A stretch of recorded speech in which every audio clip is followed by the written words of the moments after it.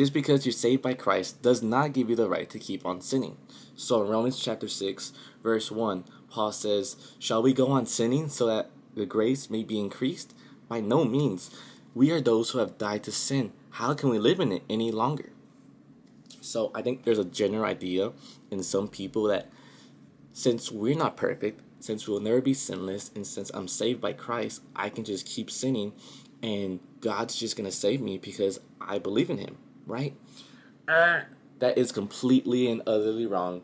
And that's pretty much what Paul talks about from verses 1 through 14 in Romans chapter 6. Just because we have the grace of God does not mean that you can abuse it. Just because you have his grace, it doesn't mean that you could just keep sinning, right? There's a clear difference between two Christians, right? One Christian who lives in their sin knows that they're living in sin and does nothing to change it, right? And there's a difference between the other Christian who knows he's living in sin, but every day he's trying to say, how can I sin less than the day before? How can I become more Christ-like? And that's the difference. That's going to make a huge difference when you start not thinking like the first guy and start thinking like the second guy. In Romans, the same chapter, verse 11, he says, "In the same way, count yourselves dead to sin, but alive to God in Christ Jesus." And in verse 14, he says, "For sin shall no longer be your master, because you are not under law, but under grace." And I get it, we're not going to be perfect people, right? I'm not saying we have to be perfect, but there's this cliche quote where it says you can never be sinless, but you can sin less. And it's true.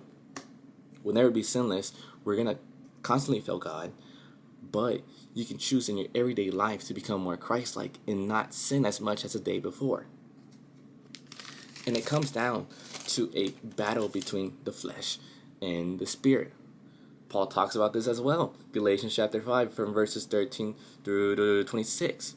Whole paragraph he talks about how the spirit and flesh are in a constant war. And in verse 16 he says, "Therefore I say, walk by the Spirit, and you will not gratify the desires of the flesh."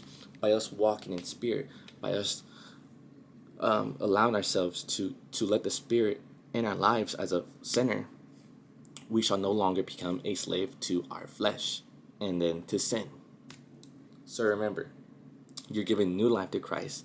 Doesn't give you the right to keep on sinning, and walk in the Spirit so you will not gratify the desires of your flesh. God bless.